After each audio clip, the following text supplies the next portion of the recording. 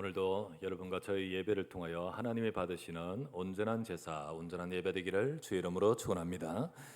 하나님은 광야 여정 같은 인생의 여정을 이끌어가고 계시면서 그들의 여정이 승리하도록 또 응답이 되도록 성막을 주시고 또 성막 속에 되어져야 될 예배를 위해 지금 오늘 제단을 만들게 하시는 겁니다. 그와 같이 우리의 인생의 여정에 하나님의 이끌어 가시고 또 응답을 받기 위해서 오늘도 이 예배의 자리에 있는 줄 믿습니다. 오늘도 예배를 통하여 하나님이 우리의 삶 곳곳에 역사하시는 중요한 새로운 시작이 되시기를 주 예수 이름으로 축원합니다. 오늘은 하나님이 이스라엘 백성에게 성막 만들게 하신 중에 쭉 보았습니다만 그 중에 성막 이제 밖에 뜰에 제단을 만들라 하십니다. 이제 성막 우리 지금까지 성막 안에 있는 것을 봤잖아요. 이제 밖에 뜰이 둘 제단을 만들라 하십니다. 제단은 번제단입니다. 곧 제물을 불태우는 번제단입니다. 곧 하나님께 제사를 하기 위해 제물을 태워서 드리는 제단인 것입니다. 자, 그림을 보면서 이해를 도웁시다. 자, 왼쪽의 그림은 우리가 전체적인 성막의 그림입니다. 우리가 계속해서 성막 내부를 우리가 계속해서 보아왔었죠. 그러면서 이제 성막 앞쪽에 보면 물두멍이란 조그만 것이 또 있고 그 앞에 보면 이제 불타고 있는 번제단이 나와 있습니다. 그것이 바로 오늘 보는 제단입니다. 자, 오른쪽 그림을 보면 그 제단을 좀 크게 오늘 성경에 나와 있는 그대로 만들어진 모습입니다. 저게 이제 나무로 조각목으로 틀을 만들고 그 위에 완전 노수로 덮어버립니다. 그 노수로 씌운 놋제단이지요. 그 안에는 내부 그물, 놋 그물이 있습니다. 놋망이죠. 그물망입니다. 이유는 거기에 재물을 태우고는 재대가 밑으로 내려가고 또는 밑에서 불을 붙이면 불이 위로 올라와야 되니까 이런 그물망이 있는 것입니다. 그 그물을 번제단을 옆으로 항상 옮기기 위해서 채를 꿰어서 이렇게 있는 거 보이지요? 이제 항상 옮겨 다니는 것을 옮기기 위해서입니다. 5규빗 가로 세로고요. 높이가 3규빗입니다. 규빗은 측정 단위가 이스라엘의 측정 단위인데 지금으로 말하면 1규빗이 50cm라고 보면 됩니다. 그러면 2m 50, 2m 50 높이가 1m 50 정도 되는 겁니다. 이렇게 만들어진 제단에다가 이제 제사를 드릴 때 제물을 불태우는 곳이 바로 이 제단인 것입니다. 번제단인 것입니다. 자, 그렇다면 오늘 본문은 이 조각목을 놋으로 사서 만든 제단, 거기에 이제 그물망, 놋망, 그리고 이제 채, 그리고 여러 가지 거기에 쓰일 도구들, 예를 들면 뭐 집게라든지 뭐 삽이라든지 이런 것들을 만들라라고 하시면서 어쨌든 제단과 관계되는 것을 두고 하신 말씀입니다. 하나님은 이스라엘 백성에게 어려운 광야 여정을 응답받아 가도록 하시고자 성막을 주셨고요. 그리고 더 나아가서 이 성막을 주신 것이 응답이듯이 그 성막에서 드려지는 이 제사가 바로 응답인 것입니다. 제사를 통하여 하나님 백성에게 축복하시고 하나님 백성들은 하나님께 예배하면서 하나님의 말씀을 받고 또 귀한 은혜와 응답 속에 인도받습니다. 이 제사를 통해서 하나님 백성은 언약을 잡게 됩니다. 그리고 하나님의 역사와 축복을 누리게 되는 것입니다. 자, 시편 50편 5절 말씀에 이런 말씀이 있습니다. 이르시되 나의 성도들을 내 앞에 모으라. 그들은 제사로 나와 언약한 이들이니라. 이 제사라는 것이 언약이 들어있는 겁니다. 이 언약을 담고 있는 것이 제사고 제사를 드리면서 하나님의 언약을 붙들게 되고 또 언약의 백성으로서 하나님 앞에 제사 드리게 되는 겁니다. 그래서 제사를 무조건 열심히 한다고 되는 건 아닙니다. 우리가 일반적으로 제사 정성을 드려야 된다면서 정성을 드린다고 되는 거 아닙니다. 이스라엘 백성은 얼마나 열심히 제사한지 모릅니다. 하나님 앞에 제사를 한다고요 하는데 그런데 하나님은요 이스라엘 백성이 드린 제사를 이렇게 말씀합니다. 이사야서 1장 11절에서 12절에 이렇게 나옵니다. 여호와께서 말씀하시되 너희의 무수한 제물이 내게 무엇이 유익하냐? 나는 숫양의 번제와 살찐 짐승의 기름에 배불렀고 나는 숫송아지나 어린 양이나 숫 염소의 피를 기뻐하지 아니하노라. 너희가 내 앞에 보이러 오니 이것을 누가 너에게 요구하였느냐? 내 마당만 밟을 뿐이니라. 그래서 이어서 하는 말이 뭐라 하시면 헛된 재물을 이제 더 이상 가져오지 말라 이렇게 말합니다. 아니 제사를 드리도록 제단을 만들게 하시고 또 그렇게 제사 드리게 하셨는데 왜 이렇게 말씀하시냐? 제사를 무조건 드린다고 하나님 앞에 한다고 되는 것이 아니라 제사의 진짜 의미는 하나님의 언약입니다. 근데 언약을 놓치고 드려진 제사는요, 이제 뒤어서 말하겠습니다만은 이방인의 제사 똑같아요. 종교와 같은 겁니다. 올바른 제사를 이스라엘 백성은 실패하고 있었습니다. 그래서 이사야서 1장에 방금 말씀을 읽었는데요. 바로 그때가 우리 이사야서 지금 6장이 올해 본문 아니겠습니까? 그 이사야서 1장 이때가 바로 이스라엘 백성의 나라가 망할 때였습니다. 나라가 망하고 성전도 망하는 것을 두고 하시는 말씀이 때였습니다. 이스라엘 백성이 포로가 되어갈 것이고 황폐하게 될 것이었습니다. 그때 그렇게 될 것이라고 하실 때 주신 말씀이지요. 그때 이스라엘 백성은 제사를 실패하고 있었습니다. 내게 제사를 더 이상 가져오지 말라고 할 정도였습니다. 왜냐하면요, 이 제사는 하나님께 드리는 제사의 모습이 아닙니다. 왜? 정성을 안 들였냐? 뭐 짐승이 틀렸냐? 이 말이 아닙니다. 외적인 것을 말하는 것이 아닙니다. 하나님은 우리가 이 시간에 교회에 와 있습니다. 그런데 몸이 와 있는 것이 아니라 진짜 교회 응답을 받기를 원하시고요. 진짜 우리가 온전한 예배가 회복되기를 원하십니다. 그럴 때 이스라엘 백성에게 그 성막을 주시고 제단을 주시는 것은 이스라엘 백성의 그 여정의 삶을 하나님의 응답으로 주셨듯이 여러분과 제가 이 시간에 교회와 우리 예배를 통하여 우리의 인생 여정이 하나님의 응답을 받아가야 될 줄 믿습니다. 오늘도 여러분과 제가 이 말씀이 우리에게 정말 중요한 응답의 시간 되시기를 바랍니다. 첫 번째, 자 한번 생각하십시다. 성막의 제단을 만들어졌습니다. 성막의 제단과 희생 제물의 피 언약입니다. 자, 이 제단이 중요한 것은 그 제단에게 드려지는 희생 제물의 피 언약, 이걸 우리 알아야 됩니다. 여러분, 이방인들, 세상 사람들의 모든 사람들의 종교 의식에 제사가 있습니다. 제사가 다 있어요. 이방인의 제사, 특별히 우리나라도 제사 있잖아요. 제사 있잖아요. 우리나라 제사를 포함해서 모든 세상 이방인의 제사들은 무엇을 위한 것이냐? 가만히 들여다보면요, 어떤 신령이라든지 그리고 혹은 죽은 사람의 혼, 그 혼의 음식을 바치면서 정성을 나타내는 그런 의미가 들어있습니다. 그게 제사 아닙니까? 그렇게 합니다. 신령의 제사라. 혹시나 이렇게 고사 지낸대요, 그죠? 여기를 주관하는 어떤 신, 그분께 정성을 드리는 겁니다. 그래서 어떻게 합니까? 잘 되게 해달라고, 복도하게 해달라고, 또 문제는 막아달라고, 그런 의미잖아요. 다 그렇죠. 그렇게 제사를 담는 의미가 있습니다. 그런데 이런 제사에는요, 피 흘리는 의식, 피 흘리는 제사도 많습니다. 그 짐승의 희생이 있는 제사, 이런 제사가 많습니다. 성경에도 보면요, 이 성경의 구약시대 당시에 바알 아세라를 숭배하는, 바알신, 아세라 신을 숭배하는 제사 의식에 짐승을 드리고 피를 흘립니다. 심지어는요, 제사를 드리면서 어떻게 하냐면요, 제사 드리는 사람이 자기 몸에 막 피를 막 냅니다. 그러면서 이제 정성을 바치는 거예요. 이 정도로 한다고. 그렇게 피를. 성경에 보면요, 이방인 다른 나라, 모압이라는 나라의 몰렉이라는 신은요, 뭐를 바치냐? 사람을 바칩니다. 아이를 바칩니다. 아이를. 그리고 피 흘리면서 제사 지내는. 그래서 하나님이 막 그 많은 그렇게 하는 장면의 성경의 말씀이 나옵니다. 이게 뭐 그때만 그렇습니까?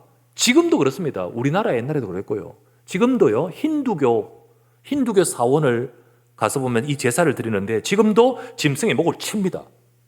그리고 피를 흘리고 그렇게 함으로써 이 제사를 합니다. 여러분 아까 고사 얘기했지만 고사하면 뭐가 생각납니까? 돼지머리 쳤잖아요. 그러니까 제사를 드립니다. 여러분 영화 얼마 전에 나온 영화 중에 파묘 영화 보셨습니까? 영화를 보면요, 거기 굿이 나오잖아요. 굿할 때 돼지, 그리고 막 피를 내고 막 그럽니다. 그리고 찌르고 막 하죠. 그런데 돼지를 또 잡든지, 혹은 닭 목치잖아요. 목치가 피 막 뿌리잖아요. 이런 장면이 영화에 연출됩니다. 그냥 되는 게 아니라 실제로 있는 거기 때문에. 근데 종교에는요, 이런 피 흘리는 어떤 피에 관계된 제사를 통해서 어떤 의미가 있냐? 신에게 이 제물을 바쳐 신을 만족시키고요. 그리고 혹은 또는 액을 막는 데 목적이 있습니다. 진짜 이걸 막거나 만족시키면서 이렇게 하려고 합니다.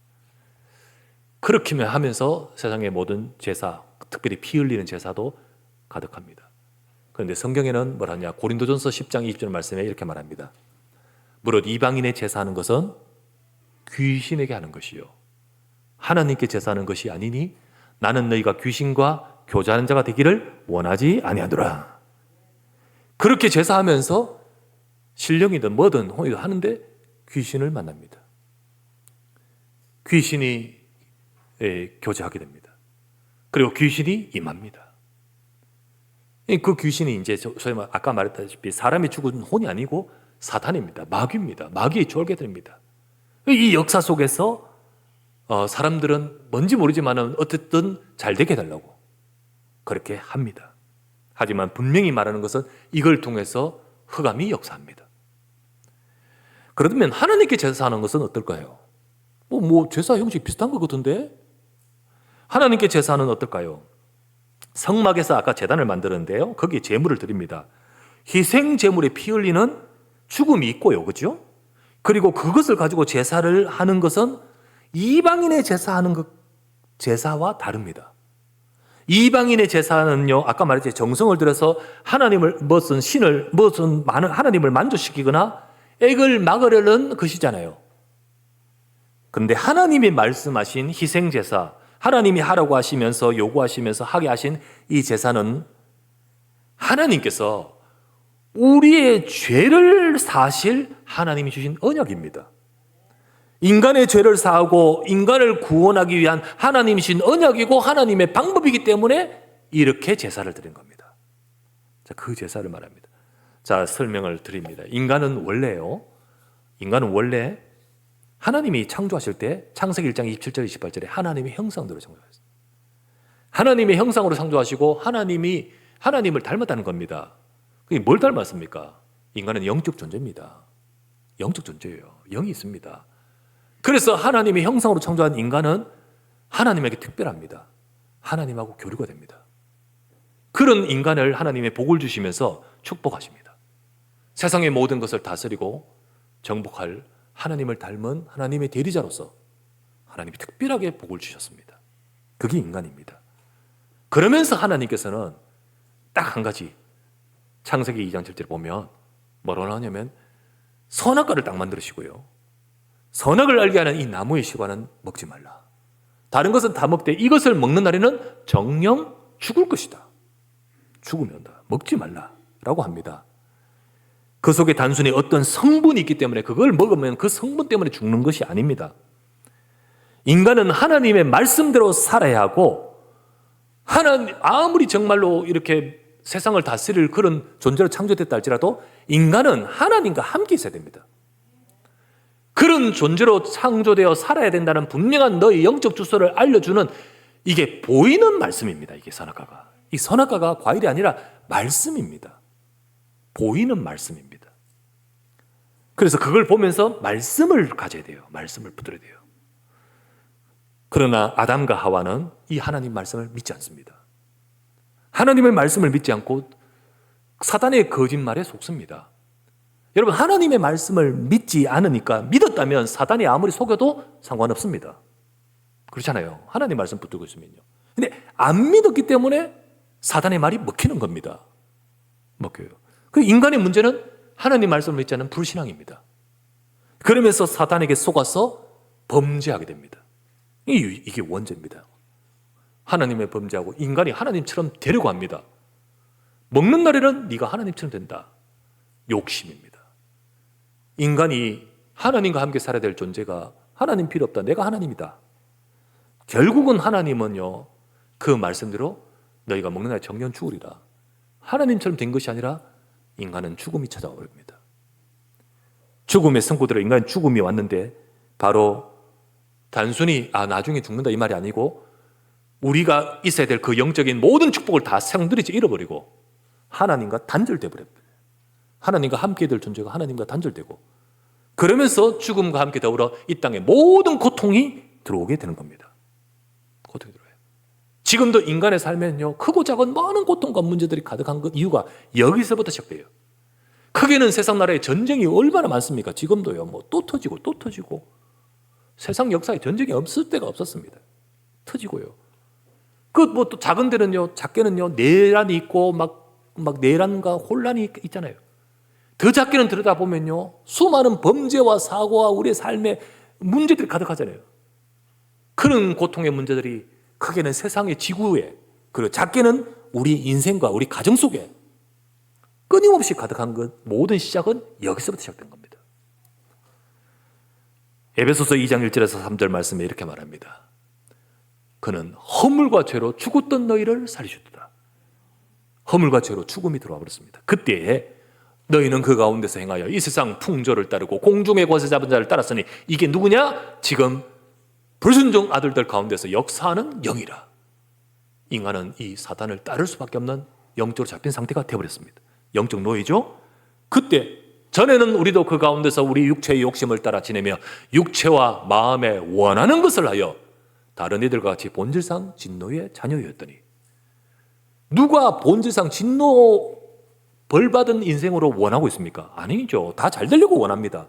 그런데 결국은 본질적으로 진노의 자녀. 보세요. 죄로, 죽음, 영적 노예, 그리고 재앙. 이걸 쭉 이어지는 겁니다. 이게 인간의 상태. 근데 이 문제 속에서 역사는 계속 진행되는데 사람들의 삶은 영적인 존재이기 때문에요.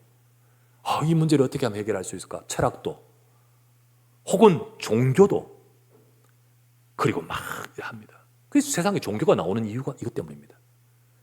근데 아무리 종교를 가지도, 어떤 행위를 가져도, 어떤 노력을 하고 선행을 하고, 그리고 어떤 방법으로도 이 인생의 문제에서 구원받을 수는 없는 겁니다. 이 문제가 구원받을 수 있는, 우리의 문제를 해결할 수 있는 문제가 아니기 때문입니다. 그래서 하나님은요, 이걸 잘 아십니다. 하나님은 이렇게 처해진 우리 인간을 살리기 원하시고, 그리고 우리를 살리기 위해서 약속을 주셨습니다. 하나님이 보실 때 막 역사가 막 흘러가면서 인간을 가만히 보니까 이래게가 도저히 안 되겠구나 싶어서 나중에 하나님이 약속을 주신 게 아닙니다. 하나님은 처음부터 하셨습니다. 처음부터 하시고, 인생의 문제는 인간의 방법으로 해결하지 못하기 때문에 하나님이 주신 약속이 복음인 줄 믿습니다. 하나님은 처음부터 복음 주신 약속이 창세기 3장 15절. 내가 너로 여자와 원수가 되게 하고 네 후손도 여자의 후손과 원수가 되게 하리니 여자의 후손은 네 머리를 상하게 할 것이요 너는 그의 발꿈치를 상하게 할 것이라. 여자의 후손. 이 말씀으로 시작하여, 필두로 시작하여 이 땅에 그리스도를 보내겠다는 약속이 시작되는 겁니다. 그리스도가 오실 것이다. 근데 그리스도가 오셔서 오시는데 우리에게 좋은 가르침을 주시거나 우리 인생을 계몽하고 계도하거나 그게 아니라 우리 인간에게 처해 있는 문제를 해결하러 오시는 겁니다. 우리에게 처해진 죄와 죄로 인해 온 문제를 해결하러 오신다는 겁니다. 그런데 그 해결하러 오시는데 그 해결의 방법이 뭐냐? 처음부터 그리스도로 오시겠다 약속 주시고 그 해결적인 방법을 차츰차츰 계시해 주시는 것이 지난번 말했죠? 점진적이라고 했잖아요. 자꾸만 이렇게 말씀해 주시는데 바로 우리를 오셔서 해결하시는 방법이 뭐냐면 우리가 죽어야 될 죽음을 대신하여 그리스도께서 대신 죽으신다는 겁니다. 그리스도께서 대신 죽으심으로 우리를 해결하신다는 겁니다. 그걸 계속해서 말씀해 주십니다. 그 그리스도가 죽으신다는 것을 말씀하시며 그 죽으실 것을 의미하는 것이 바로 구약의 희생 제물입니다. 제사를 드리면서 하나님 앞에 드리면서 피제사, 여러분 이게 없으면 인간은 아무리 제사해도 귀신에게 합니다. 그래서 하나님은 오실 그리스도를 통해서 하나님에게 나갈 수 있는 겁니다. 그래서 피제사, 이 피제사는 오실 그리스도를 그가 죽으실 것을 의미하는 희생 제물의 피제사인 겁니다. 그래서 아까 말했죠, 이방인의 제사 형태가 비슷한 거지만 다릅니다. 그리고 그 제사의 본론적으로는 귀신을 섬기게 되고 그리스도의 약속을 통하여 하나님께 나가는 겁니다. 다른 겁니다. 달라요. 그래서 구약의 피제사는요, 하나님이 주신 그리스도의 약속을 붙들게 하는 겁니다. 그리고 그리스도의 약속을 붙들고 드려야 됩니다. 그렇지 않으면 너희 그 재물은 이방인과 같다, 가져오지 마라 라고 말씀하셨던 이유, 아니 빚에서 열심히 드렸는데 재앙이 막 들이닥치는 이유, 그겁니다. 하나님이 주신 그리스도의 약속을 붙들어야 됩니다. 그럴 때 그때 어떤 일이 벌어지냐? 죄가, 사단의 권세가 무너집니다. 죽음에 이른 인생에게 하나님의 구원이 임합니다. 하나님의 백성이 됩니다. 아까 말했죠? 내 성도들을 모으라, 제사로 나와 언약한 자니라. 내 백성이 되는 겁니다. 그 속에 언약이 들어있는 겁니다. 언약을 붙들고 드리는 제사 속에 하나님의 백성에게 축복하시고 역사하시고 인도하시는 겁니다. 여러분, 이것을 붙들고 제사를 해야 하는 거죠. 그렇죠. 그렇게 해야 제사 되는 거죠. 그래서 오실 그리스도를 계속해서 바라보야 되는 겁니다. 그게 바로 구약의 제단 위에 드리는 희생 제물의 피 언약이었습니다. 자, 두 번째. 그러면 이제는요, 어찌할까요? 이제는 희생 제물이 아닌 그리스도의 복음으로 드리는 예배가 되는 거죠. 그렇죠. 이제는 아닙니다. 왜 그럴까요? 구약에서 양 잡고 소 잡고 하면서 양소가 아니라 앞으로 오실 그리스도, 그분을 계속 말씀해 주는데, 구약에서 그렇게 약속하신 그 진짜 희생 제물이 되시는 그리스도가 오신 겁니다. 오시겠다 하신 대로 오신 겁니다. 그 많은 말씀의 약속대로 우리를 위하여 제물이 되고자 이 땅에 오셔서 십자가에서 우리 대신 죽으시면서 구약에서부터 예언된 희생 제물의 그 복음의 약속을 이루신 것이 예수 그리스도이십니다. 그래서 그리스도는 오셔서 이렇게 말씀합니다. 인자가 온 것은, 내가 온 것은 섬김 받으려고 온 것이 아니고 너희를 섬기면서 너희를 위해서 대속 제물로 주기 위해 오셨다. 주님은 속죄 제물로 죽기 위해 오셨습니다. 아시겠죠? 그 예수님은 죽으시는 어린 양입니다. 어린 양이에요. 죽기 위해 오신 분입니다. 그래서 십자가에서 구약에서 예언되어 있는 많은 양들과 짐승이 죽어 피 흘리는 그 약속의 약속을 십자가에서 다 이루시는 겁니다. 그래서 내가 다 이루었다. 구약에 예언된 모든 것들 다 이루셨어요. 예수님은 속죄 제물이신 겁니다. 제물. 여러분, 구약에 이제 제가 나중에 제사에 대해서 설명을 또 이제 하겠는데, 제물을 드릴 때 이 제물이 그냥 제물이 아니라 나를 대신하여 죽는 제물이잖아요.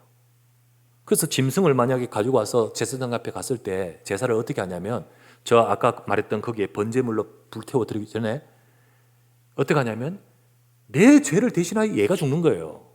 그 제사장은 어떻게 하냐면 가지고 온 사람의 머리에 손 얹고 이 제물에 손을 얹으면서 기도를 합니다. 하나님, 우리의 죄를 대신하여 죽습니다. 이 죄를 용서하여 주시옵소서. 그러면서 이제 제물을 드리는 겁니다. 이 속죄 제물이죠. 자, 여러분, 예수님이 공생애를 딱 시작하시면서 예수님의 공생의 시작은 전체 공생애는 속죄 제사입니다. 제사. 예수님 공생애 딱 시작하면서 뭐부터 시작한지 아십니까? 세례 받는 것으로 시작합니다. 세례 받죠, 그죠? 누구한테 나갑니까? 세례 요한한테 가서 세례 받습니다. 세례 요한이 제사장입니다. 그 세례 받는데, 우리는 세례는요, 인간의 세례는요, 전부 다 우리 구원을 의미해요. 구원을. 예수님은 구원이 아니에요. 예수는 구원 받으려고 하는 게 아니고, 제사장인 세례 요한 앞에서 세례를 받을 때 제사장은 말합니다. 세례 요한은 말합니다. 내가 어떻게 당신에게 세례를 줍니까? 아니다. 이렇게 함으로써 하나님의 의를 이루는 것이다. 세상 죄를 지고 하는 어린 양이신 그분에게 머리를 얹어서 우리의 죄를 짊어지실 속죄 제물이십니다. 그 제물의 속죄를 완전히 이룬 것이 십자가입니다. 십자가에서 피 흘리시면서 다 이뤘다. 그때 우리의 모든 죄를 해결하실 하나님의 약속을 다 이루신 줄 믿습니다. 구원의 길을 여시는 겁니다.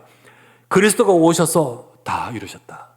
그렇기 때문에, 그렇다면 이제 더 이상 속죄 제물이 필요합니까? 필요 없습니까? 필요 없지요. 또 만약에 속죄 제물이 필요하다면 예수 그리스도를 믿는 게 아니지요. 더 이상 속죄 제물이 필요 없습니다. 이제는 구약에서 했던 속죄 제물을 드리는 성막의 제사를 드릴 필요가 없는 거예요. 구약에는 오실 그분을 바라보면서 이 제물을 잡았지만 오셨기 때문에 제물을 잡는다면 오신 그분을 믿는 게 아니잖아요. 이제는 드릴 필요가 없는 거예요. 이제는 속죄 제물을 잡을 필요가 없는 거죠. 그런 제사가 있을 필요가 없는 거죠. 그래서 초대교회 때는요, 예수님이 십자가에 죽으셨다가 부활하신 후에 제자들을 통하여 초대교회가 세워졌는데, 초대교회부터는요, 제사가 아닌 예배를 드립니다. 이제는 제사를 드리지 않고 예배를 드려요. 양 잡고 피 흘리지 않아요? 예배를 드립니다. 성막, 성전, 교회로 이어졌죠. 그와 같이 이제는요, 성막, 성전에서 드렸던 제사는 이제는 교회에서 예배로 이어지는 겁니다. 아시겠죠? 이제 예배로 이어지는 거예요. 하나님이 성막과 성전, 거기서 제단을 만들어서 앞으로 죽으실 그리스도를 상징하는 희생 제사를 드리게 하셨듯이, 이제 우리는 교회의 응답을 받으면서 성취된 그리스도의 복음을 붙들고 온전한 예배를 드리는 것입니다. 여러분, 이 시간에 온전한 예배를 드리시기를 바랍니다. 제물을 드릴 땐 이 제물을 가져오지 말라 거부하며 주님이 인정하지 않는 제사, 왜죠? 그리스도의 약속을 붙들지 않았던 거죠. 이 시간 우리가 예배를 드리면서도 여러분 속에 그리스도가 없다? 여러분 속에 예수 그리스도의 복음이 없다? 그 예배는 틀린 예배입니다. 그 예배는 교회에는 와 있지만은 그 예배는 틀린 예배입니다. 종교입니다. 그냥 종교 생활을 하고 있는 겁니다. 아닙니다. 우리는 그리스도의 성취된 복음을 붙들고 온전한 예배를 드려야 될 줄 믿습니다. 하나님은 이스라엘 백성이 피 언약을 붙든 온전한 제사를 드릴 때 하나님 역사하셨습니다. 하나님이 거기에 임하셨습니다. 심지어는요, 불이 내리기도 했습니다. 하나님이 임하셨습니다. 이제는요, 짐승의 피가 아니라 그리스도의 복음을 붙든 온전한 예배를 드릴 때 하나님의 성령의 역사하심이 있는 줄 믿으시기 바랍니다. 하나님이 거기에 역사하시고 하나님은 그 약속을 붙든 그 온전한 예배에 역사하십니다. 그러나 하나님의 그 역사는 차원이 다릅니다. 지난번에도 말했잖아요. 구약의 예언과 실제 오신 그리스도의 이때와 어떻게 같을 수 있겠냐는 거죠. 같을 수 있겠어요. 차원이 다르죠. 그와 같이 하나님의 역사도 차원이 다릅니다. 차원이 달라요. 구약의 그리스도를 상징하는 피 흘리는 제물을 드렸을 때도 하나님은 넉넉히 구원도 하시고 역사하지만은 이제는 모든 것을 성취하신 그리스도의 약속을 잡고 예배 드릴 때 하나님의 역사는 다릅니다. 달라요. 히브리서 9장 12에서 14절 말씀에 보세요. 염소와 송아지의 피로 하지 아니하고 오직 자기의 피로 영원한 속죄를 이루사 단번에 성소에 들어가셨느니라. 누가? 그리스도가. 염소와 황소의 피와 암송아지의 죄를 부정한 자에게 뿌려 그 육체를 정결하게 하여 거룩하게 하거든 하물며 영원하신 성령으로 말미암아 흠없는 자기를 하나님께 드린 그리스도의 피가 어찌 너희 양심을 죽은 행실에서 깨끗하게 하여 살아계신 하나님을 섬기게 하지 못하겠느냐. 다른 겁니다. 그래서 히브리서 10장 18절에서 20절 이것들을 사하셨은즉 이제 다시 죄를 위하여 제사 드릴 것이 없다. 제사 드릴 필요 없다. 그러므로 형제들아 우리가 예수의 피를 힘입어, 이제 양의 피가 아닙니다. 예수의 피를 힘입어 성소에 들어갈 담력을 얻었나니 그 길은 우리를 위하여 휘장 가운데로 열어놓으신 새로운 살 길이요 휘장은 곧 그의 육체이니라. 과거에 양 잡고 피 흘릴 때는 제한이 있었죠. 제한. 이제 주님께서 열어버렸었습니다. 우리는 담대히 담력을 얻어 그리스도의 언약을 잡고 예수의 피를 힘입어 하나님 앞에 나갈 수 있느니라. 여러분과 제가 어떤 부족함이 있더라도 그리스도의 약속 잡고 하나님 앞에 설 때 하나님은 이 시간에 정말 전능하신 하나님은 우리에게 임하셔서 그 지성소의 보좌의 역사와 같은 하나님의 역사가 우리에게 임하신다는 겁니다. 그러므로 여러분 나 자신의 잘하고 못하고를 떠나서 그리스도의 약속을 잡으십시오. 그리고 이 시간 그리스도의 약속을 잡고 진짜로 하나님 앞에 나가십시오. 하나님은 여러분의 인생에 임재하십니다. 세 번째, 그런 예배가 회복되어야 되겠습니다. 온전한 예배 회복과 하나님의 역사입니다. 온전한 예배 회복 속에 하나님의 역사. 이제 우리는 그리스도의 약속을 붙들고 온전한 예배를 통하여 하나님께 나가야 됩니다. 그럴 때 우리 삶에 하나님의 역사가 임하고 새롭게 시작됩니다. 한때 이스라엘 백성이 아까 이사야서 1장 읽었잖아요. 그와 같이 자꾸만 예배를 놓치고 그럴 때 있었습니다. 지금 말씀드린 것은 한때 언제였냐면 영적으로 막 또 떠납니다. 이스라엘에 떠나는데 뭐라고 성경에 표현되냐면 하나님의 말씀이 아니라 자기 소견대로 행하였더라. 전부 자기 생각 중심으로 그렇게 살아갈 때였습니다. 그때였습니다.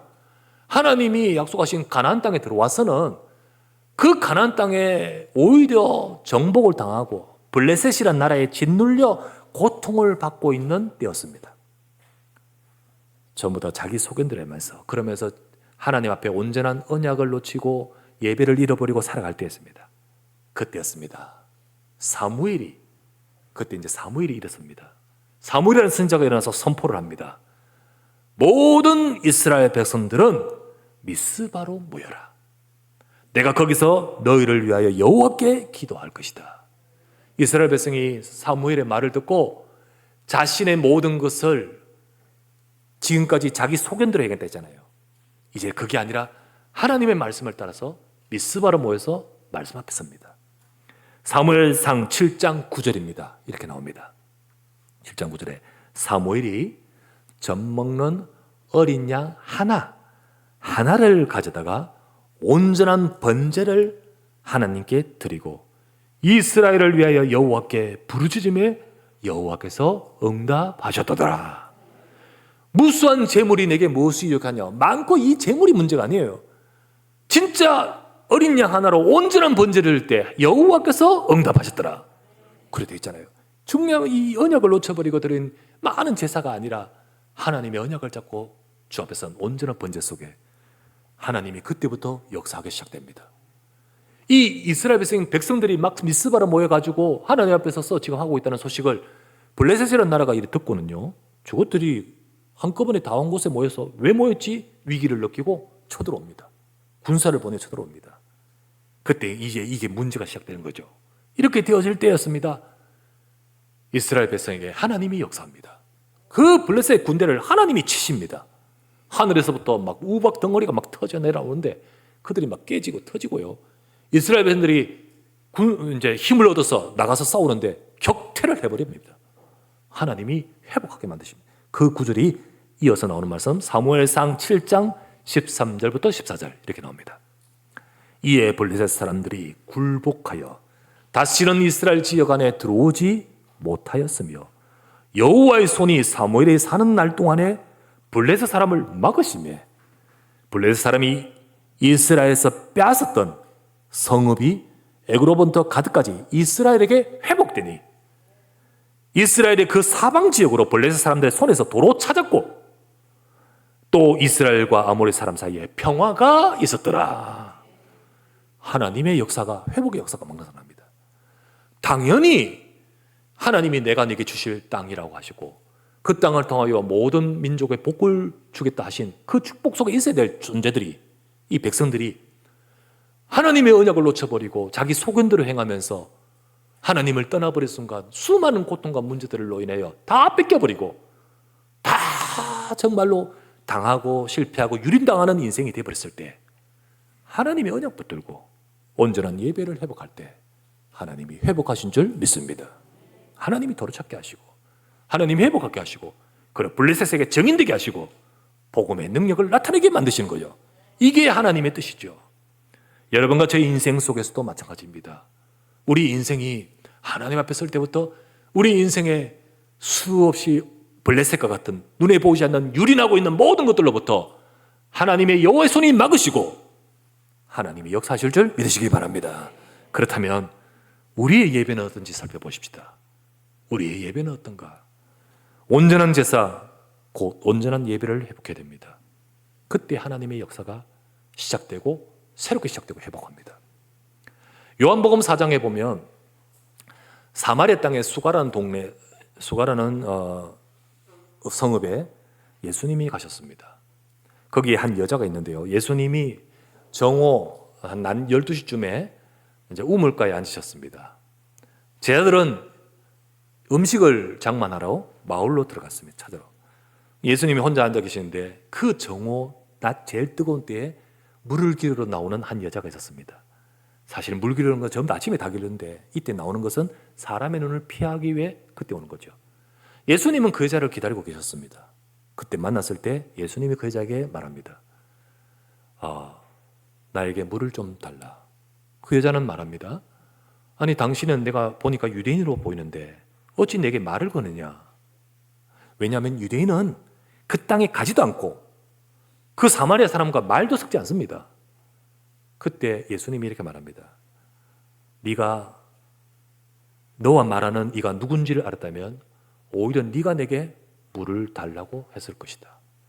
여자가 말합니다. 아니 당신은 물기름도 없고 물기를 그릇도 없고 그런데 어떻게 당신이 내게 물을 줄 수 있습니까? 그때 예수님이 내가 주는 물은 여기에 주는 물과 같지 않으니 이 물은 먹고 목마르지만 내가 주는 물은 영원히 목마르지 아니하리라. 여자가 놀라면서 그런 물이 있다면 내게 주십시오. 그런 물이 있다면 나도 좀 주십시오. 그때 그렇다면 여자여 네 남편을 데려와라. 여자가 말합니다. 조금씩 놀라면서 나는 남편이 없습니다. 맞다 여자여. 네가 남편이 없다는 말이 맞다. 너는 이전에 있던 남편 5도 네 남편이 아니었고 지금 있는 네 남편도 사실은 네 남편이 아니니라. 여자가요 진짜 이 말을 듣고요 당신은 하나님 보내신 선지자입니까? 선지자입니다. 그때 여자가 물었습니다. 그렇다면 내가 하나님께 예배하려고 이렇게 노력하는데 한 가지 묻겠습니다. 도대체 어떻게 예배하는 게 맞습니까? 유대인들은 말하기를 예루살렘에서 예배 드려야 한다고 하고 여기 사람들 그럴 필요 없다. 여기 이 산에서 예배 드린다고 하는데 어느 것이 예배 드리는 게 맞습니까? 라고 말합니다. 그때 여자여 내 말을 들으라. 이 산도 아니고 저 산도 아니다. 하나님께 예배한 자는 영과 신령과 진정으로 예배가 올 때가 오나니 곧 이때라. 하나님은 영이시니 예배한 자가 영과 진리로 예배할지니라. 여자가 말합니다. 그리스도라는 분이 오신다면 우리의 예배는 그렇게 된다고 들었습니다. 여자여 너와 말하는 내가 바로 그니라. 여자가 그리스도를 알게 됩니다. 그리스도를 만나게 됩니다. 그때 그 여자 인생에 하나님의 역사가 시작됩니다. 여러분 이 여자는요 영적으로 무지했었습니다. 하나님이 주신 언약을 모른 채 종교적으로 열심히 예배하고 있었습니다. 많이 답답했습니다. 그러나 그의 삶에 예배하는데 무지하니까 예배는 드리지만 종교적으로 예배했었습니다. 그러면서 그 삶에 거듭된 실패로 절망이 가득했습니다. 또한 인간관계를 스스로 차단하고 회피했었습니다. 그의 삶은 움츠러들어 있었습니다. 그녀는 예배는 드리고 있었지만 응답받지 못했습니다. 너무너무 갈급했습니다. 그런데 이 갈급함을 해결할 수가 없습니다. 그러다 보니까 예수님이 하신 말씀이 그런 물이 있다면 나에게도 주옵소서. 그렇게 말한 겁니다.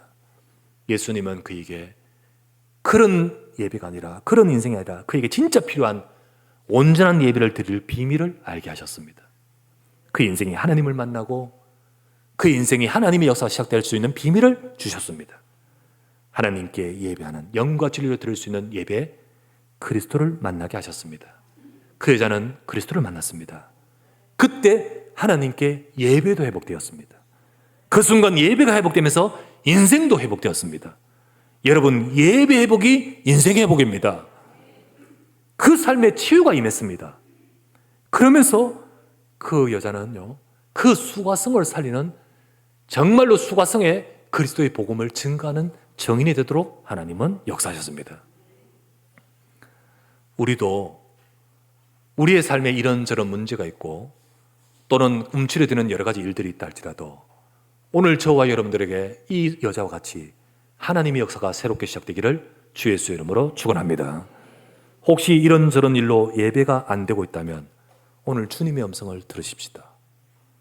사람 관계 또는 어떤 내게 있는 문제, 그리고 혹시 교회의 일들 혹은 여러 삶의 문제들, 이런 것들이 나를 짓누르며 예배를 실패시키게 만들지 마시기 바랍니다. 때로는 우리에게는 일이 힘들 수 있습니다. 그게 너무 어려워서 내가 힘 빠져서 예배할 힘도 없을 때도 있습니다. 때로는 교회 일도 마음에 안 드는 것이 있을 수도 있습니다. 그럴 수도 있지요. 근데 교회 일이 똑같은 그 일이 어떤 이에게는 오히려 그게 옳다 여겨질 수도 있는 거예요. 그러니까 이 말 뜻은 우리가 내 중심으로 보면 다 맞을 수가 없는 거죠. 다 맞을 수가 없는 거예요. 어떻게 다 은혜 될 수 있겠습니까?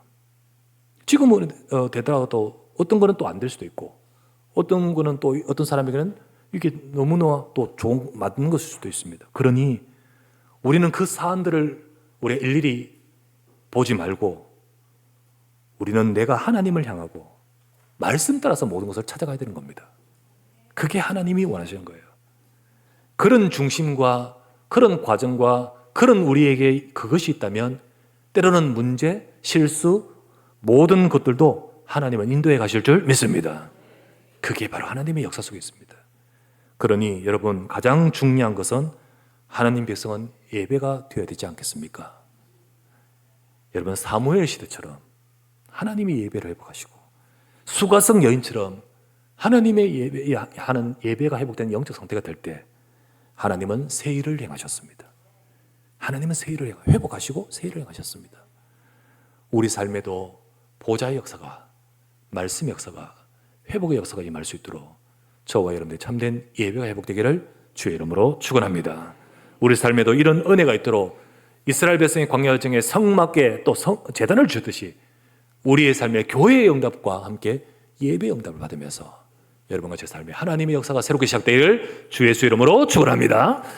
하나님께 감사드립니다. 오늘도 주 앞에 예배하는 이 시간 하나님의 백성들에게 역사하여 주옵시고 참된 우리에게 그리스도의 언약으로 하나님 앞에 예배하며 주의 역사가 새롭게 시작되는 우리 교회와 성도의 모든 삶이 되도록 인도하여 주시옵소서.